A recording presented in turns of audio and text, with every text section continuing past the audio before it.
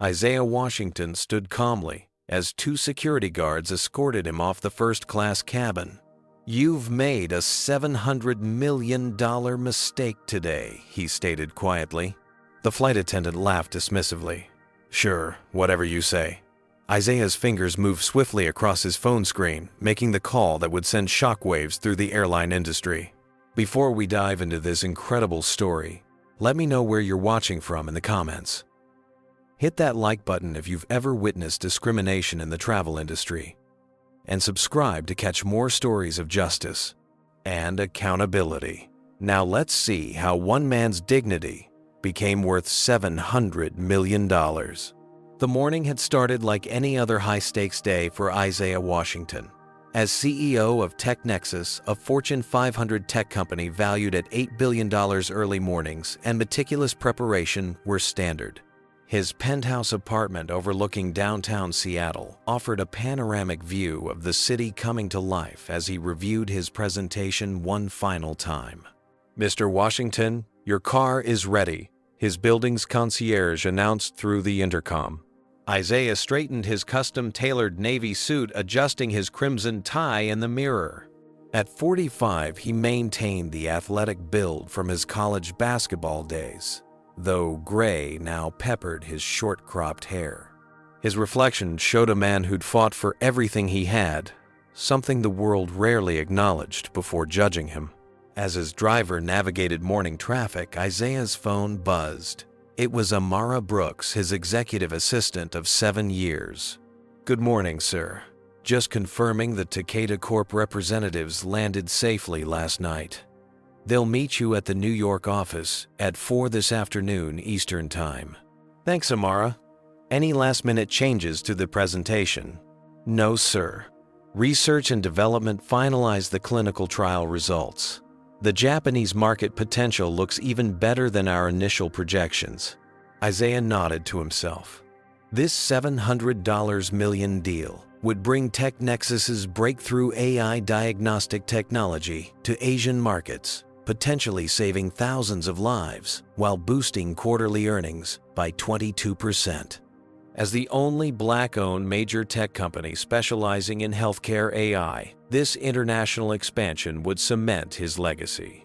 His mind drifted back to where it all began, the cramped apartment in Chicago's South Side where his mother raised 3 children on a teacher's salary, the scholarship to MIT, the endless nights coding while classmates partied, the 100 rejections from venture capitalists who couldn't see past his skin color to recognize his brilliance, the small team who believed in him when no one else would.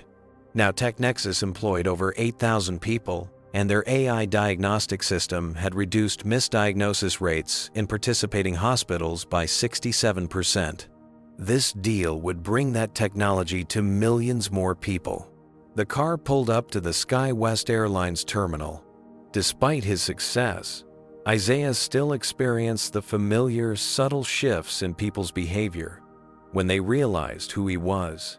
The momentary surprise, the recalibration of expectations.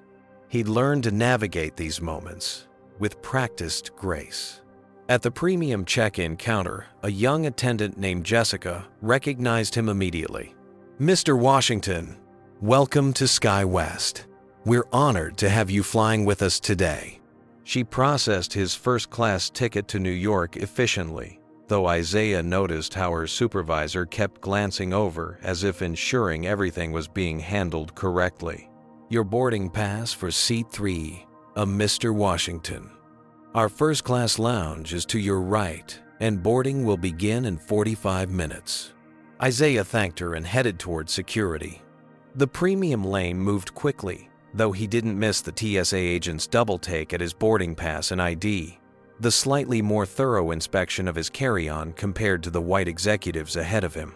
Small indignities he'd grown accustomed to, though they never stopped stinging. In the first-class lounge, Isaiah made several calls confirming final details for the meeting. His chief financial officer, Terrence Michaels, walked him through the latest adjustments to the contract terms. Their legal team accepted all our intellectual property protections, Terrence explained. If we close this today, stock will jump at least 12 points by tomorrow's opening bell. Let's not count our millions before they're deposited, Isaiah replied, though he allowed himself a small smile. 7 years of research and development were about to pay off spectacularly. The boarding announcement came over the lounge speakers. Isaiah gathered his belongings, straightened his tie, and headed toward the gate. Years of experience had taught him to always board early, minimizing the time others had to stare, question, or challenge his presence in premium cabins. As he approached Gate 14, Isaiah mentally prepared for the meeting ahead, unaware that his entire day and the future of SkyWest Airlines was about to change dramatically. The SkyWest gate agent scanned Isaiah's boarding pass with a practiced smile. "Enjoy your flight, sir." Isaiah nodded politely and entered the JetBridge briefcase in hand. At the aircraft door, a flight attendant with a blonde bob and a name tag reading Melinda greeted passengers. Her welcoming smile faltered noticeably when she saw Isaiah. "Boarding pass, please," she requested, despite having just watched the gate agent scan it. Isaiah provided it without comment. "First class is to your left," she said after studying it longer than necessary, her tone implying she found this surprising. The first-class cabin featured 16 spacious seats in a 2x2 configuration. Isaiah moved toward his window seat in the third row, aware of the subtle glances from other passengers, all white, mostly men in business attire. A silver-haired executive in the second row made brief eye contact before quickly looking down at his phone. As Isaiah stored his briefcase in the overhead compartment, Melinda appeared at his side. "Excuse me, are you sure you're in the right cabin?" she asked loud enough for nearby passengers to hear. Isaiah kept his expression neutral. "Yes, seat 3A." He gestured to the window seat he was about to occupy. "May I see your boarding pass again?" Isaiah retrieved it from his jacket pocket, presenting it for the third time in 5 minutes. Melinda examined it with exaggerated thoroughness. Before she could respond, a stocky man in his 50s, with thinning red hair approached. "Excuse me, but I believe this gentleman is in my seat," he interjected, addressing Melinda rather than Isaiah. "I'm in 3A," Isaiah stated calmly. "Well, that's odd," the man replied with a forced chuckle, "because I'm Bradley Thompson and I have a boarding pass for 3A. He presented his boarding pass to Melinda, completely ignoring Isaiah. Melinda compared the two boarding passes, her expression shifting from confusion to satisfaction. "There seems to be a mix-up," she declared again, speaking to Bradley rather than Isaiah. "I've been a platinum member with SkyWest for 15 years. Bradley added his tone, suggesting this fact should settle the matter immediately. "I always book 3A. Sir, Melinda finally addressed Isaiah. "There appears to be a duplicate booking. I'll need to call the gate agent to resolve this." Isaiah maintained his composure. Of course. Several nearby passengers were now watching the interaction with undisguised interest. A woman in 4B had taken out her phone, angling it subtly to record the scene. The gate agent, a young man named Connor with gelled hair and a too-tight uniform, appeared moments later. He huddled with Melinda, both occasionally glancing at Isaiah while whispering. Connor then turned to Bradley, completely excluding Isaiah from the conversation. "Mr. Thompson, I apologize for the confusion. I see you're a long-standing platinum member with us." 15 years, Bradley repeated proudly. "Never had an issue before." Connor nodded sympathetically before finally acknowledging Isaiah's presence. "Sir, may I see your boarding pass and ID?" Isaiah provided them without comment, maintaining his dignity despite the growing discomfort of being treated like an intruder. Connor studied the documents, frowning. "The system shows both of you assigned to seat 3A. This occasionally happens with last-minute bookings. I booked this flight 3 weeks ago," Isaiah stated, "and I've had my reservation for months." Bradley countered his tone, suggesting Isaiah must be mistaken or lying. The whispers among other passengers grew. A businessman across the aisle muttered something about upgrading everyone these days.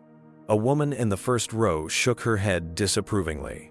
"Let me check something in the system," Connor said, stepping away with Melinda.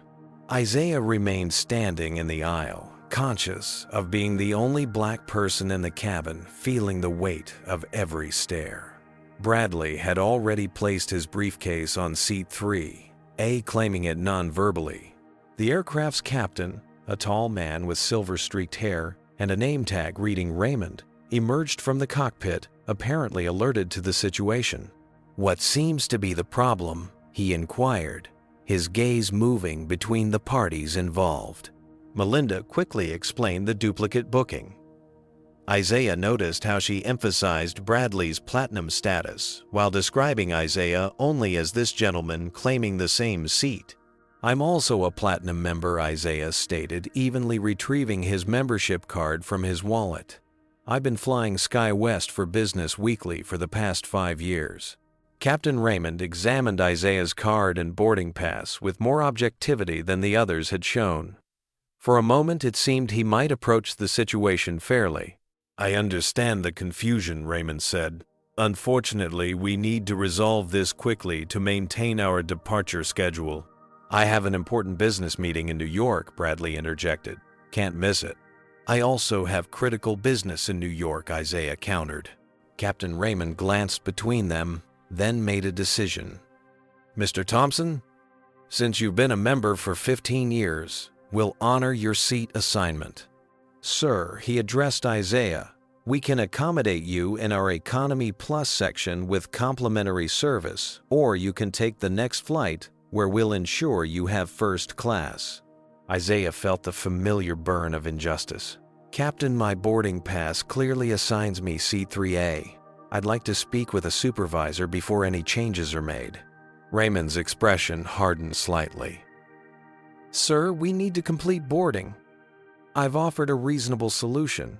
"I don't believe you would ask a white passenger to accept this solution," Isaiah stated quietly. The cabin grew silent. Bradley's face reddened. "Are you accusing us of racism? That's ridiculous." "I'm simply requesting equal treatment," Isaiah replied. "That's enough," Melinda interrupted. "Sir, you need to lower your voice and accept the captain's offer, or we'll have to involve security." Isaiah hadn't raised his voice at all. The injustice of her statement struck him like a physical blow. Several passengers had their phones out now, recording the incident from different angles. "I haven't been disruptive in any way," Isaiah stated. "I'm requesting to speak with a supervisor about my valid boarding pass." Instead of addressing his reasonable request, Connor stepped away, speaking quietly into a radio. Minutes later, 2 security officers in uniform entered the aircraft. The taller one, whose name tag read Travis, immediately approached Isaiah rather than asking the flight crew about the situation. "Sir, we need you to gather your belongings and come with us," he announced authoritatively. "On what grounds?" Isaiah asked calmly. The second security officer, Derek, moved closer. "Don't make this difficult. The crew has final authority on this aircraft." Isaiah looked around the cabin. Some passengers averted their eyes, uncomfortable with the scene unfolding. Others watched with undisguised satisfaction. No one spoke up. With dignity intact but pride wounded, Isaiah retrieved his briefcase. "I'll be filing a formal complaint."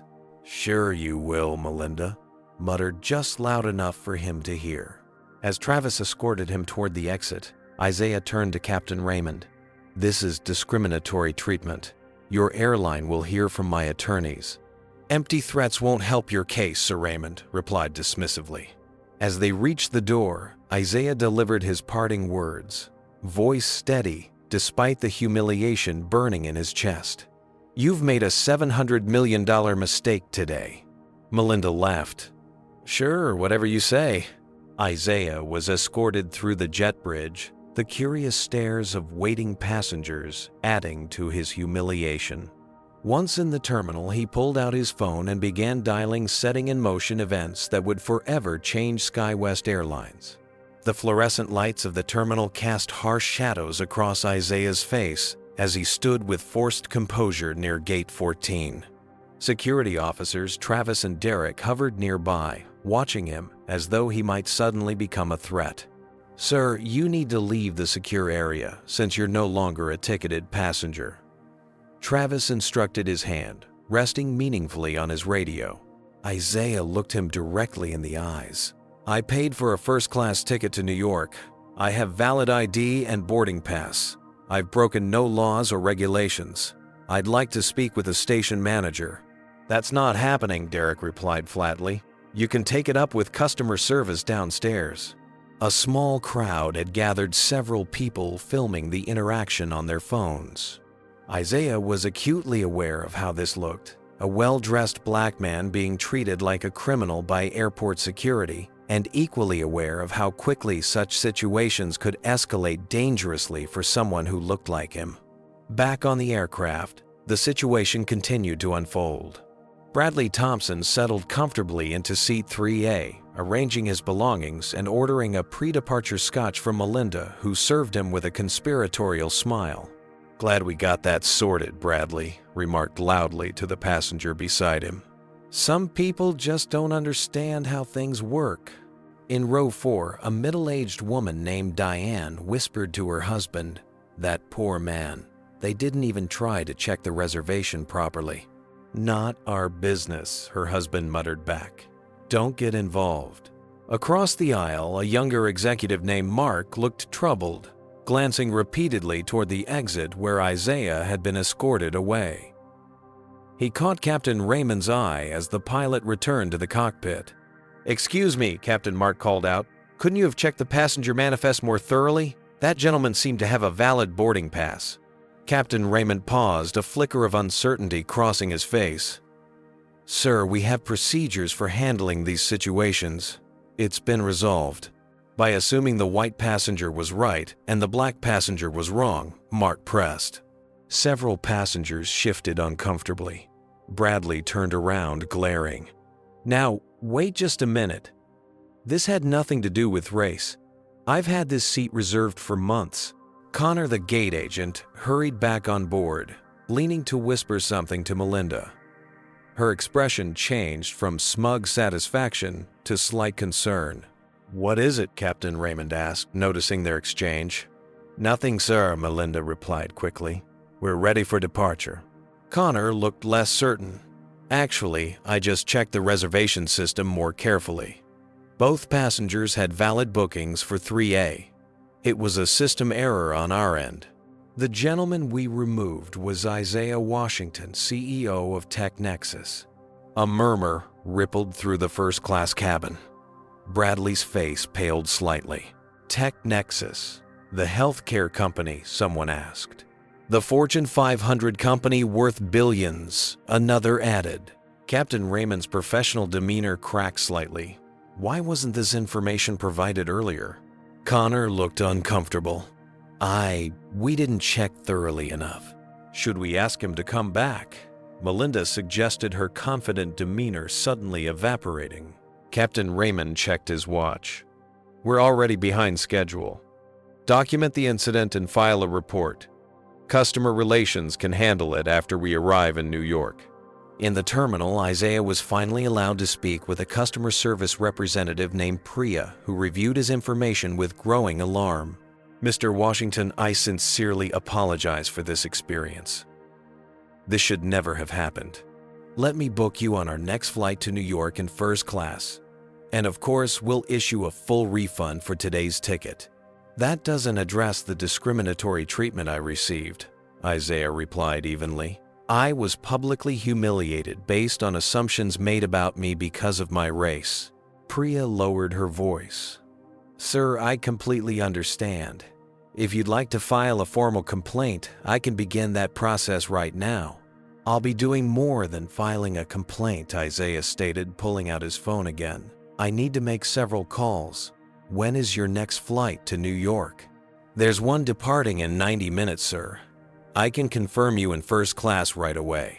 As Priya processed the new booking, Isaiah stepped away to make his first call. Travis and Derek had retreated to a respectful distance but continued watching him warily. Meanwhile, Flight 1523 to New York pushed back from the gate, its passengers unaware that the incident they had just witnessed would soon become national news and send shockwaves through the airline industry. Bradley Thompson sipped his scotch, already putting the unpleasant encounter behind him. "Some people just don't know their place," he remarked to the passenger beside him, who nodded uncomfortably. In the cockpit, Captain Raymond guided the aircraft toward the runway, a nagging sense of doubt beginning to form in his mind. Something about the way the situation had been handled felt wrong, but corporate policy was clear: maintain schedule integrity at all costs. He pushed the thought aside and focused on his pre-takeoff checklist.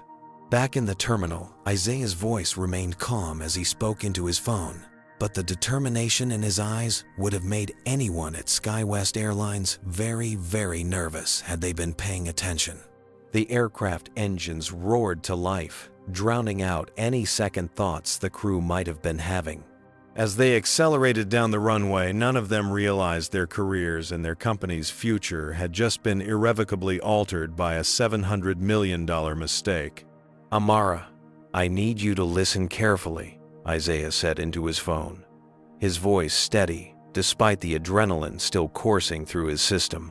He stood in a quiet corner of the terminal, away from curious onlookers who had witnessed his removal from the plane.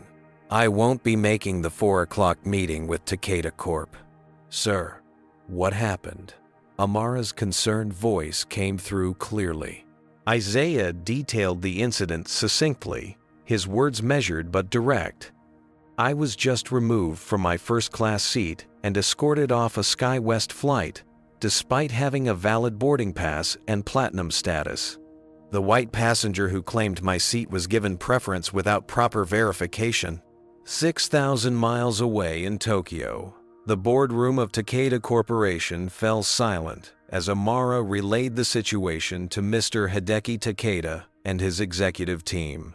The sleek conference table reflected the concerned expressions of the Japanese businessmen as they processed this information. "This is most disturbing," Mr. Takeda said finally, his perfect English carrying a slight accent.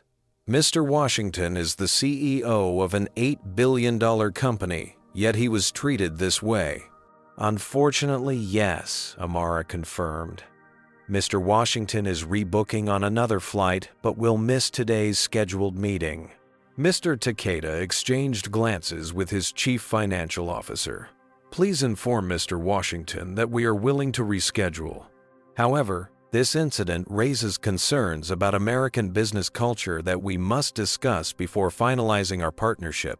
Back in Seattle, Isaiah made his second call to SkyWest Airlines corporate headquarters in Denver. "SkyWest Executive Offices. How may I direct your call?" a professional voice answered. "This is Isaiah Washington, CEO of TechNexus. I need to speak with Patricia Miller immediately." "I'm sorry, sir, but CEO Miller is in meetings all day. May I connect you with her assistant?" "This is an urgent matter involving discriminatory treatment I just experienced on your airline. I need to speak with someone in authority now." After several transfers and minutes of hold music, Isaiah was connected to Gregory Phillips, Vice President of Customer Relations. "Mr. Washington, I understand there was an issue with your flight today." Gregory began his tone, suggesting this was a routine customer complaint. "I'd be happy to arrange compensation for your inconvenience."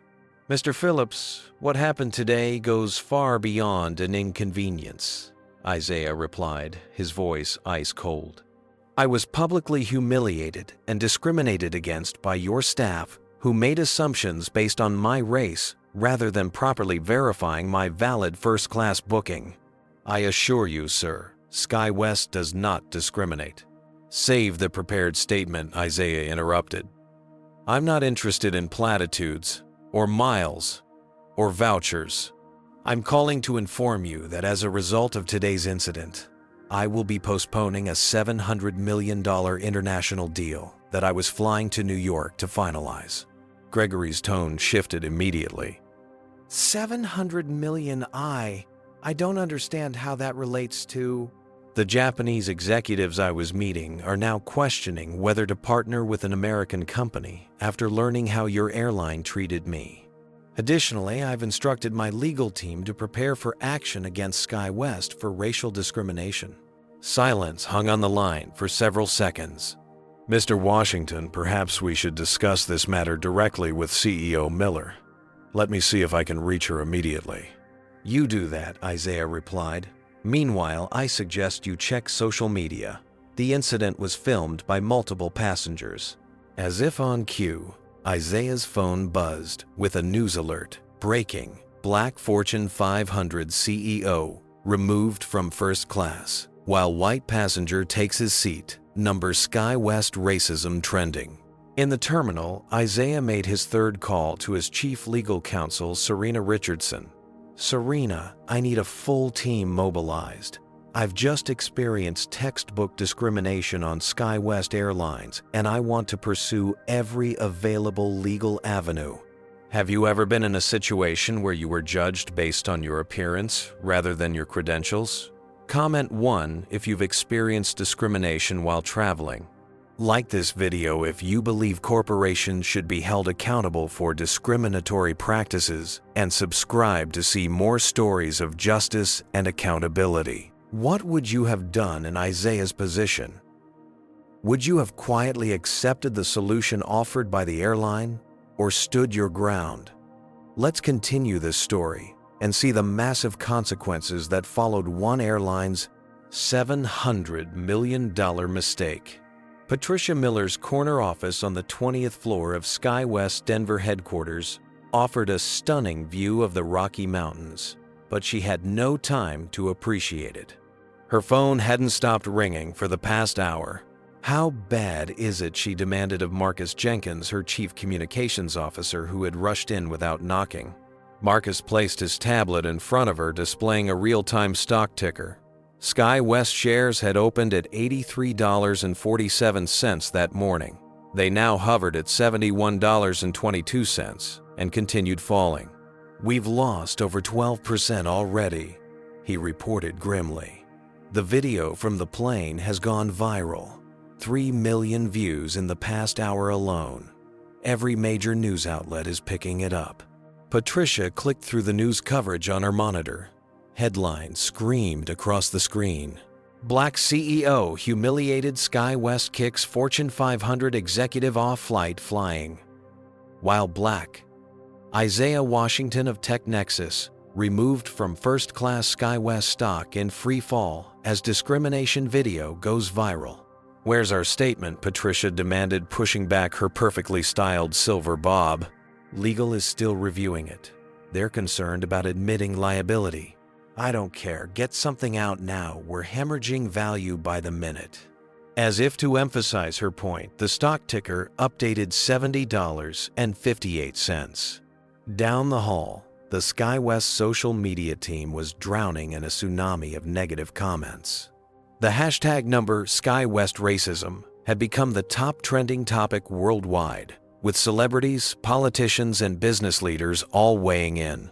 We've got another problem, Alicia from the social media team reported to her manager. People are digging up past incidents.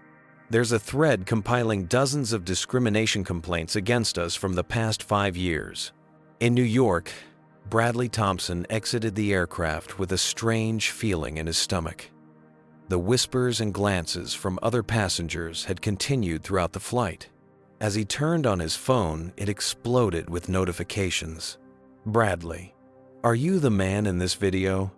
Read a text from his boss, accompanied by a link to the viral footage. Bradley's throat went dry as he clicked the link and watched himself claiming Isaiah Washington's seat. The comments below were merciless, with internet sleuths already identifying him by name. I didn't know who he was, Bradley muttered to himself, panic rising.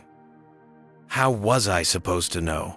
Meanwhile, in Seattle, Melinda and Connor had been summoned to separate meetings with human resources.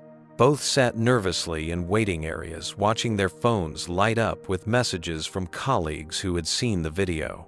I was just following procedure, Connor repeated to himself, trying to calm his racing heart. The captain made the final decision, not me. Back on the original flight now, halfway to New York, Captain Raymond sat in stunned silence during his break, watching the video of the incident from a passenger's social media post. Seeing it from this perspective made him deeply uncomfortable. The bias in how the situation was handled appeared obvious now. Why hadn't he insisted on properly checking both reservations? Why had he so quickly assumed Bradley was in the right? His co-pilot Anthony glanced over. That's going to be a PR nightmare for the company. Raymond nodded silently, a sickening realization dawning he would forever be associated with this incident. 22 years of exemplary service potentially erased by one poorly handled situation. In a luxury hotel in downtown Seattle, Isaiah Washington was finally settled in a suite, preparing for a video conference with the Takeda executives. His new flight to New York wouldn't depart for several hours, forcing him to conduct this critical meeting remotely. Mr. Takeda, I sincerely apologize for the change in plans. Isaiah began as the video connection stabilized, showing the Tokyo boardroom. Mr. Washington, no apology is necessary, Hideki Takeda replied formally. We have been following the unfortunate events of your morning. It is we who are concerned for your well-being. I'm physically fine, just disappointed by the experience. Mr. Takeda nodded thoughtfully. In Japan, we believe how a person handles adversity reveals their true character. You maintain dignity in an undignified situation. However, his tone shifted slightly. This incident raises questions about American business culture that concern our board. Isaiah felt his stomach tighten. The deal was indeed in jeopardy. My team has informed me that SkyWest Airlines is losing significant market value as we speak, Mr. Takeda continued. This suggests American consumers do not tolerate such treatment. This is reassuring. On her screen in Denver, Patricia Miller watched with growing horror as SkyWest's stock plummeted further $68.14, $67.89, $66.25. Get me a direct line to Isaiah Washington, she demanded. Now. We've tried, ma'am, her assistant replied nervously. His office says he's in meetings and unavailable. Unavailable. Patricia exploded. We've lost nearly $700 million in market value in 3 hours. Nobody is unavailable for that. In a conference room down the hall, SkyWest's board members had assembled for an emergency meeting. The tension was palpable as they reviewed the financial damage. Can someone explain how this happened? Demanded Robert Chen, the lead independent director. How does a Fortune 500 CEO get thrown off our flight without anyone checking his identity? The crew followed established protocols for seat disputes, explained the VP of Operations defensively. Protocols that apparently include assuming the black passenger is wrong and the white passenger is right. Robert shot back. Those aren't protocols, that's discrimination, and it's going to cost us dearly. As if to punctuate his statement, a notification appeared on the room's main screen. SkyWest's stock had dropped below $65 per share, representing a market value loss of over $700 million since opening bell. Back in Seattle, Isaiah concluded his video conference with Takeda Corp.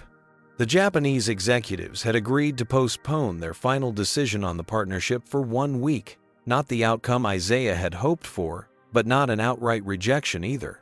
As he ended the call, Isaiah's phone lit up with new notifications. The story had reached international proportions.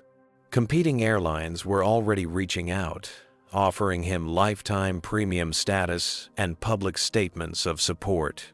The damage to SkyWest was no longer just financial, it was becoming existential. 3 days after the incident, SkyWest's corporate headquarters resembled a war room.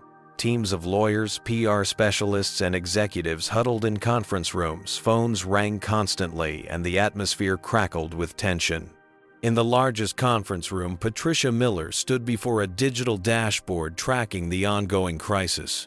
SkyWest stock had stabilized at $59.76, a devastating 32% drop from its pre-incident value. "What have we learned from the internal investigation?" she asked, sharply addressing Dominic Reyes, head of corporate security. Dominic shifted uncomfortably. "The findings are problematic, Miss Miller. We've reviewed the past 3 years of similar seat assignment disputes. When both passengers were white, the situation was resolved by checking the system thoroughly 94% of the time.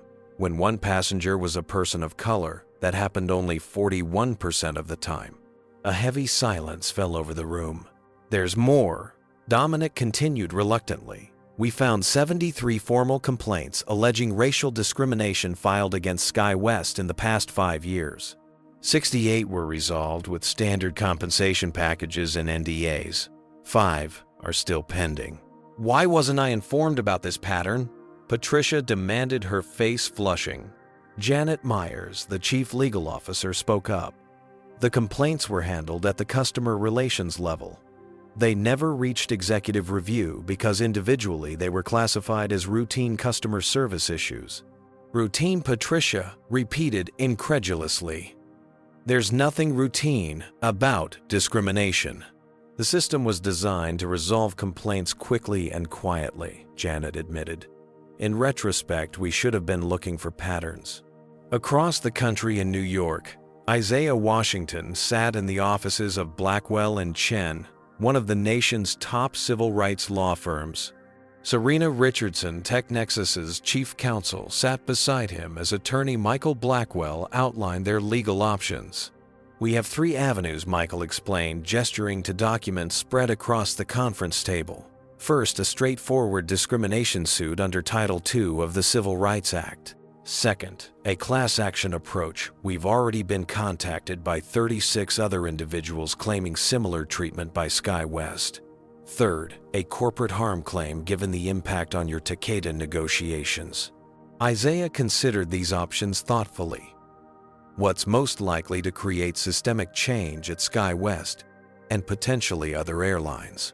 The class action would generate the most public attention and pressure for industry-wide reforms, Michael replied, but it would take years. Isaiah nodded, making his decision. "We pursue all 3 tracks simultaneously. This isn't about money, it's about ensuring no one else experiences what I did." Meanwhile, Bradley Thompson faced his own consequences. His employer, a multinational consulting firm, had placed him on administrative leave pending an investigation into whether his actions violated their code of conduct. His social media accounts had been flooded with angry messages forcing him to go private. Several clients had requested he be removed from their accounts. Sitting in his Manhattan apartment, Bradley stared at the email from SkyWest's legal team requesting a formal statement about the incident.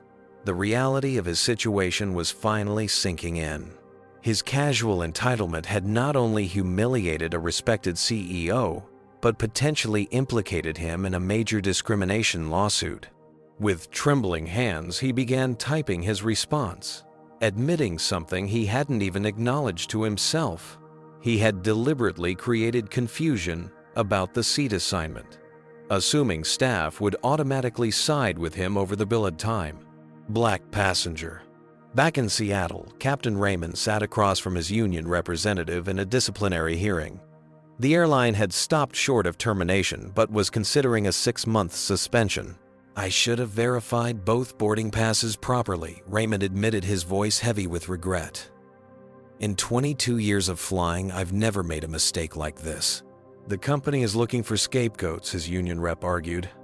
"They're trying to deflect from their systemic issues by punishing individual employees." Raymond shook his head. "No, I made a choice in that moment.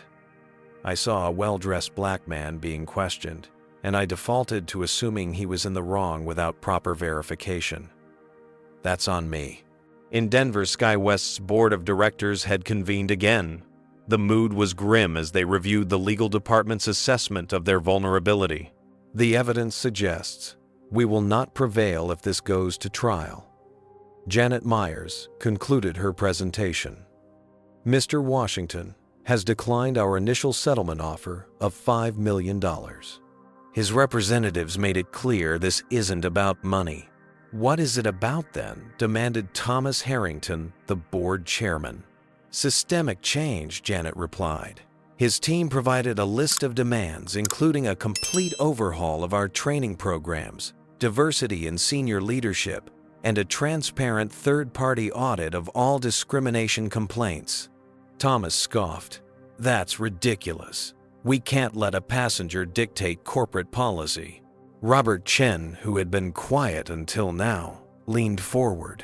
"A passenger? He's the CEO of a Fortune 500 company who was humiliated by our staff because of his race. Our stock has lost nearly $1 billion in value. Major corporate clients are canceling their travel contracts with us. This isn't about one passenger, it's about our company's survival." The debate continued into the evening, the board deeply divided on how to proceed.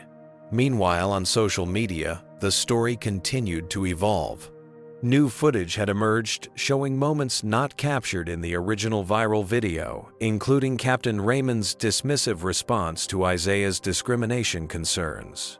More damaging was security footage from the gate area showing Isaiah being escorted away while maintaining perfect composure, contradicting SkyWest's initial statement that he had been disruptive and confrontational.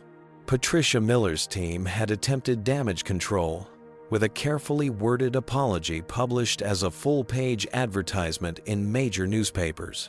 The response had been overwhelmingly negative, with critics pointing out that the statement expressed regret for the misunderstanding without acknowledging any discriminatory behavior. In Tokyo, Mr. Takeda watched CNN's coverage of the ongoing story from his office. The Japanese executive had received multiple calls from SkyWest representatives attempting to distance the airline from the incident. None had been persuasive. What troubled him most was not the incident itself, regrettable as it was, but the company's handling of the aftermath. Their instinct to minimize rather than address the core issue reflected a corporate culture he was increasingly hesitant to associate with. His assistant entered with a document the latest draft of the TechNexus partnership agreement, now on hold indefinitely. As the week drew to a close, Isaiah Washington convened his executive team to discuss the path forward. The incident had thrust him reluctantly into the spotlight as the face of corporate America's ongoing struggle with racial bias. "This isn't the platform I would have chosen," he told his team, "but it's the one I've been given."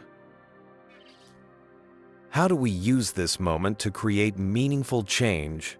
Amara Brooks, who had been with him from the beginning, spoke up. "The Takeda deal isn't the only one affected. We've received calls from 5 other potential partners expressing concerns about American business culture after seeing what happened." Isaiah nodded thoughtfully. "Then perhaps this is about more than one airline or one incident. Maybe this is our opportunity to address something much bigger." As night fell across America, the story continued to unfold on screens large and small. For SkyWest Airlines, the financial damage was clear, nearly $1 billion in market value lost. But for Isaiah Washington and countless others who had experienced similar treatment, the true cost had always been much higher, a cost now finally visible to the world. 8 days after the incident, Patricia Miller stepped onto the podium in SkyWest's Denver headquarters facing a sea of reporters, cameras, and recording devices. The company's first formal press conference had been hastily arranged after 3 consecutive days of stock decline, bringing their total market value loss to nearly $1.2 billion. "Good morning, Patricia," began her voice steady despite her obvious tension.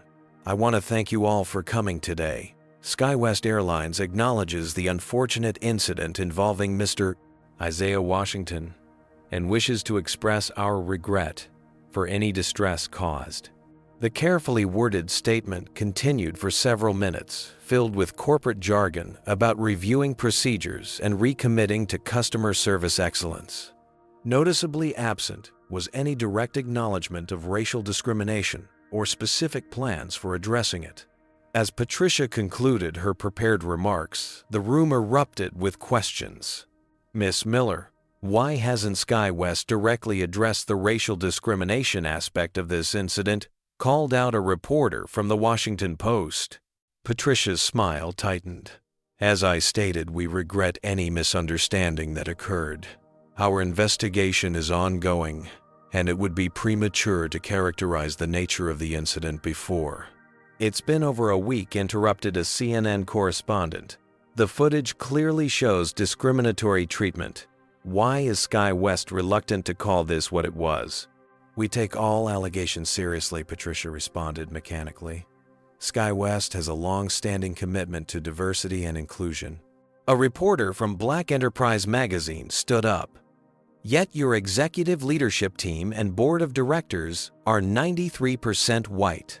How does that reflect diversity and inclusion? The press conference deteriorated further as Patricia's attempts to pivot to prepared talking points were repeatedly challenged by increasingly skeptical journalists. The final blow came when a reporter asked about Bradley Thompson's newly released statement admitting he had deliberately caused confusion about the seating, expecting staff to side with him. Patricia, unaware of this development, was visibly rattled. We haven't had the opportunity to review Mr. Thompson's statement. Next question, please. Social media exploded with clips of the disastrous press conference, with commentators calling it a masterclass in what not to do and too little, too late, too insincere.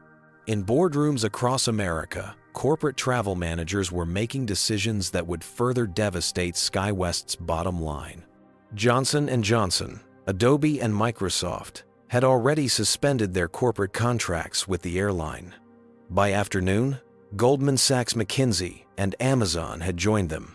We've lost 38% of our corporate accounts in 8 days, reported SkyWest's chief revenue officer in an emergency executive meeting.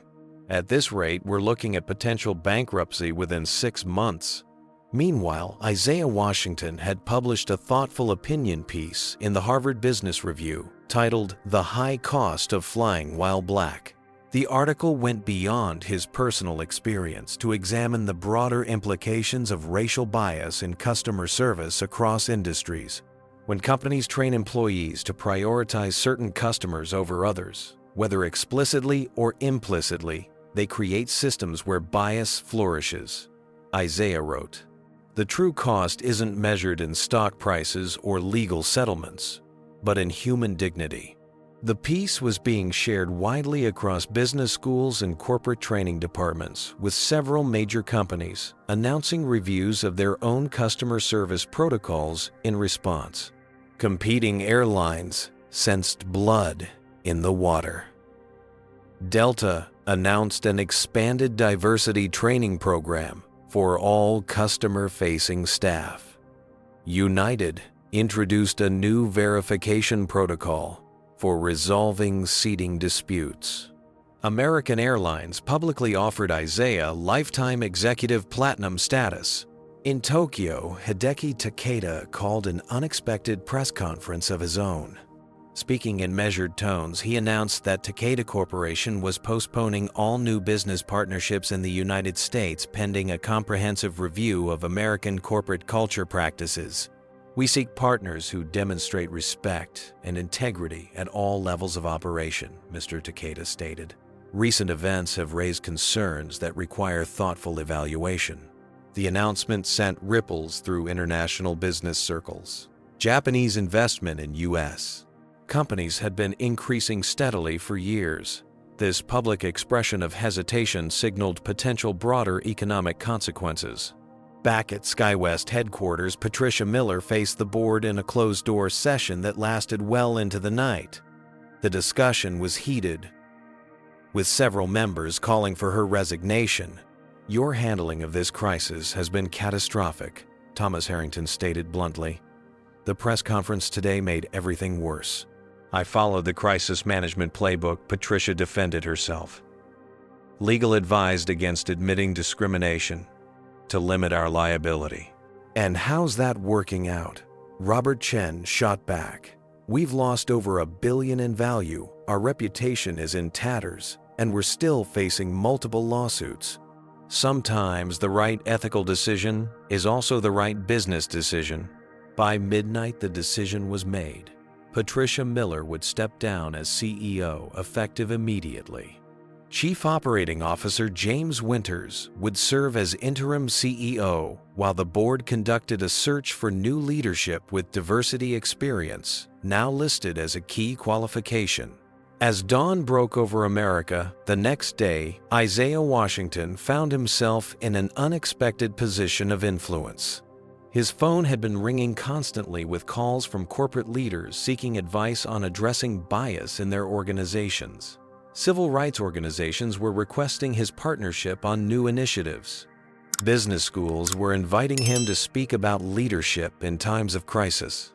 In his Seattle office, he reviewed the latest communication from SkyWest's legal team, a substantially revised settlement offer that included most of his demanded reforms.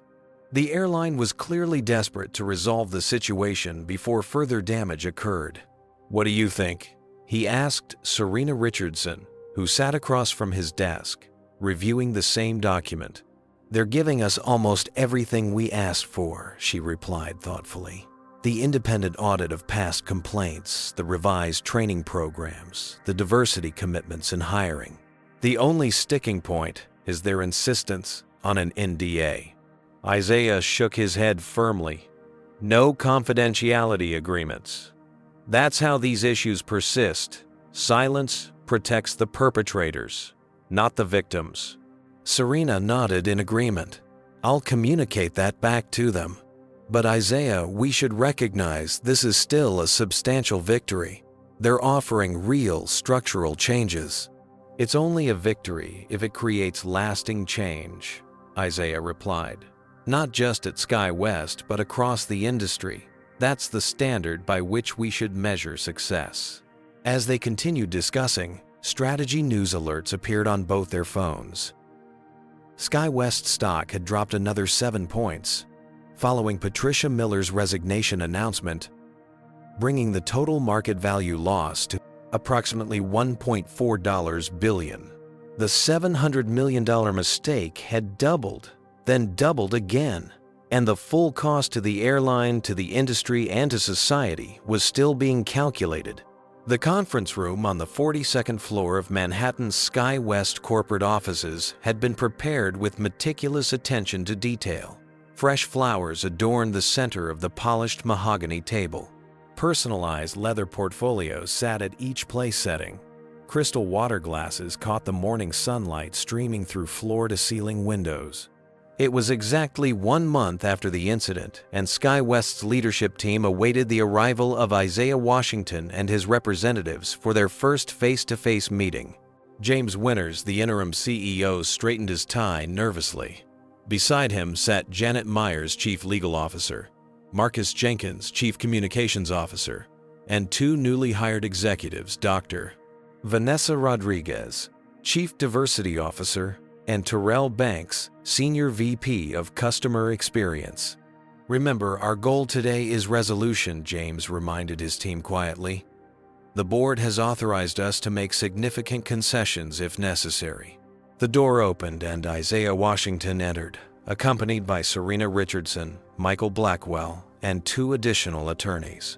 The tension in the room was palpable as introductions were made and everyone took their seats. Mr. Washington, James began first and foremost on behalf of SkyWest Airlines.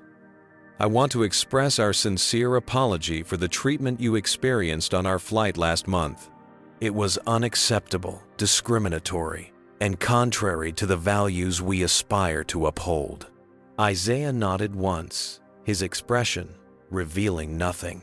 James continued, "We've prepared a comprehensive response to the concerns raised by your legal team." He slid a document across the table. "This includes a $20 million settlement implementation of all requested training reforms and a commitment to increase diversity in our leadership ranks by 40% within 18 months. Serena Richardson reviewed the document briefly before passing it to Isaiah. He glanced at it, then set it aside. "Mr. Winters," Isaiah said finally, "I appreciate the apology and the offer. However, I'm concerned that you're approaching this as a public relations problem rather than a human dignity problem." James shifted uncomfortably. I assure you, we take this very seriously. So seriously that your initial response was to offer me $5 million and a non-disclosure agreement, Isaiah interrupted. So seriously that your former CEO couldn't bring herself to use the word discrimination in her press conference. So seriously that it took the loss of $1 billion in market value before meaningful change became a Dell-die priority. The SkyWest executives exchanged glances. Janet Myers leaned forward. Mr. Washington, we understand your frustration. The offer before you represents one of the largest discrimination settlements in aviation history. We're prepared to implement substantial reforms, with confidentiality clauses that ensure the details remain private. Isaiah noted, flipping to the relevant page. That's not acceptable. Standard practice in settlements of this nature, Janet began. That standard practice is precisely why these incidents continue to occur. Isaiah interrupted firmly. Silence protects institutions, not individuals. I won't sign any agreement that prevents full transparency about what happened and how it's being addressed. The room fell silent as the implications of his position sank in. Without an NDA, SkyWest couldn't control the narrative around the settlement or reforms. What exactly are you proposing, Mr. Washington? James asked carefully. Isaiah placed his own document on the table. A public commitment to structural change, no confidentiality provisions, independent oversight of implementation, and most importantly, accountability for those involved. Not just the flight attendants and gate agents, but the leadership that created a culture where such treatment was acceptable. As the SkyWest team reviewed his counterproposal, the door opened again unexpectedly. Everyone turned to see Captain Raymond entering the room, followed by Mr. Hideki Takeda and two of his executive team members. I apologize for the interruption, Captain Raymond said, looking directly at Isaiah. I requested to be here today. I need to say something that can't be said through lawyers or press releases. James Winters looked bewildered. Captain Raymond, this is a closed meeting. I don't recall. I invited him, Isaiah stated simply, and Mr. Takeda's presence was my suggestion as well. I believe it's important for all parties affected by this incident to be part of the resolution. Captain Raymond stepped forward, visibly nervous but determined. Mr. Washington, I've been a commercial pilot for 22 years. I've prided myself on professionalism and fairness. But when I reviewed the videos of our interaction, I was forced to confront an uncomfortable truth. I made assumptions based on your race. I failed in my duty as captain to ensure all passengers were treated with equal respect and dignity. The room was silent as Raymond continued, his voice gaining strength. I could blame company policy or time pressure, but the truth is simpler and harder to face. I saw a situation involving a black man and a white man, and I defaulted to believing the white man. That's not who I want to be. Isaiah studied Raymond thoughtfully. I appreciate your honesty, Captain. It's rare for someone to acknowledge bias so directly. Mr. Takeda, who had been observing silently, now spoke. If I may add perspective, he said formally in Japanese business culture, how one acknowledges and rectifies mistakes reflects more on character than the mistake itself. Captain Raymond's accountability is commendable. He turned to the SkyWest executives. However, individual accountability must be matched by institutional accountability. Our company postponed a $700 million partnership because we questioned whether American corporate culture truly values equal dignity. Your response will influence not just our decision with TechNexus, but our broader investment strategy in the United States. The gravity of Mr. Takeda's statement hung in the air. James Winters cleared his throat. What would you consider an appropriate institutional response, Mr. Takeda? Before Takeda could answer, the door opened once more. Bradley Thompson entered looking considerably less confident than he had on the aircraft a month earlier. I requested to be here too, he said quietly. I need to take responsibility for my role in this situation. Bradley approached Isaiah directly. Mr. Washington, I deliberately created confusion about the seating assignment. I saw you heading for first class and I made an assumption. I expected the crew to take my side and they did. I'm deeply sorry for the humiliation I caused you. Isaiah's expression remained measured. Why are you here today, Mr. Thompson? Your written statement was already provided to all parties. Because written statements are easy, Bradley replied. Facing someone I wronged is harder.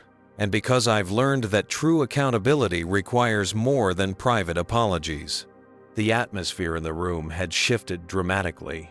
What had begun as a negotiation had transformed into something more profound. A direct confrontation with the human impact of bias and the institutional structures that enable it. Isaiah stood commanding the attention of everyone present. Captain Raymond Mr. Thompson, your willingness to acknowledge your actions publicly is meaningful. But this isn't just about individual behavior. It's about systems that make such behavior normal and expected. He turned to the SkyWest executives. I don't want your money. I want your commitment to fundamental change, not just in policies, but in culture. Not just in training videos, but in who you hire, promote, and value. And I want complete transparency throughout the process. James Winters looked at his team, then back at Isaiah. The decision facing SkyWest was clear: to continue fighting a losing battle, to minimize and contain the situation, or embrace radical transparency and transformation. Mr. Washington, James said, finally SkyWest Airlines accepts your terms. No confidentiality agreements, full transparency, independent oversight, and a public commitment to structural reform at every level of our organization. As hands were shaken and details discussed, no one in that room could have predicted the far-reaching impact this agreement would have, not just on one airline or one industry, but on corporate America's approach to racial equity for years to come. 18 months later, Isaiah Washington stood at a podium in the grand ballroom of the Marriott Marquis in Times Square. Behind him, a banner read, National Business Inclusion Summit Transforming Corporate Culture. When I boarded that SkyWest flight nearly 2 years ago, Isaiah began addressing the room of 500 corporate executives, diversity officers, and business school students. I couldn't have imagined the journey that would follow. What began as a humiliating experience has become a catalyst for industry-wide transformation. The audience included familiar faces: Captain Raymond, now serving as SkyWest's Executive Director of Inclusion and Professional Standards; James Winters, who had been confirmed as permanent CEO after successfully implementing the reforms; and Mr. Hideki Takeda, whose company had not only finalized the partnership with TechNexus, but expanded it to $1 billion investment. Today, I'm pleased to share that the independent audit of SkyWest's reforms shows remarkable progress. Isaiah continued. Discriminatory customer service incidents have decreased by 78%. Leadership diversity has increased by 43%. And most importantly, the company has created a culture where employees are empowered to prioritize dignity and fairness over expedience. In the 18 months since the confrontation in New York, the changes at SkyWest had been comprehensive and visible. The airline had implemented a revolutionary verification protocol for resolving passenger disputes requiring objective evidence rather than subjective judgment.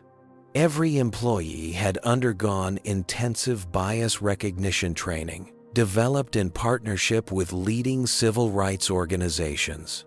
And most significantly, the company had restructured its leadership to include voices previously marginalized. Captain Raymond's journey had been particularly noteworthy. After his forthright acknowledgement of bias during the New York meeting, he had thrown himself into the work of cultural transformation. His unique perspective, as someone who had recognized and confronted his own implicit biases, made him an effective advocate for change within the company. Raymond's willingness to grow became a model for our entire organization, James Winters had told Aviation Weekly in a recent interview. He showed that acknowledging bias isn't career-ending. The changes hadn't been without challenges. Several longtime executives had resigned rather than adapt to the new approach.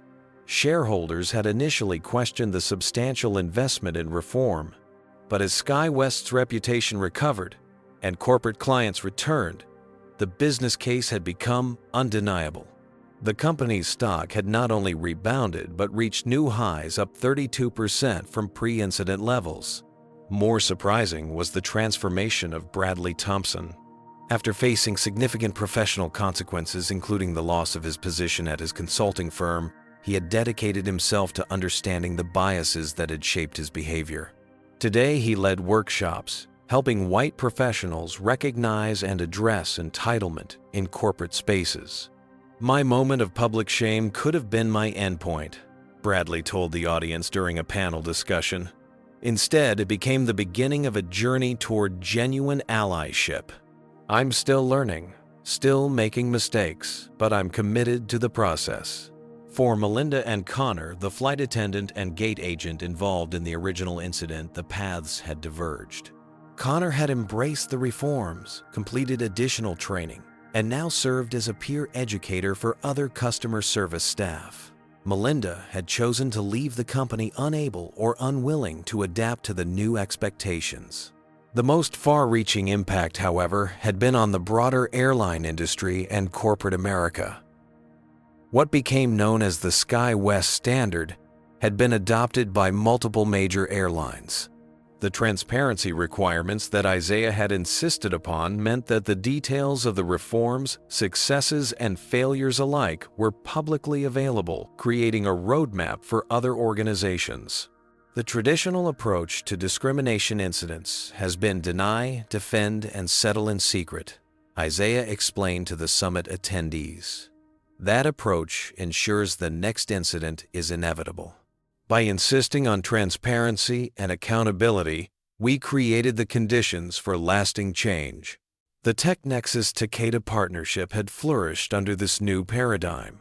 The AI diagnostic technology had been implemented across Japan's hospital system, with remarkable results for patient outcomes. The expanded investment had enabled Isaiah's company to develop new applications for underserved medical conditions. In Japanese business philosophy, we believe that how you respond to crisis reveals your true character, Mr. Takeda shared during his keynote address.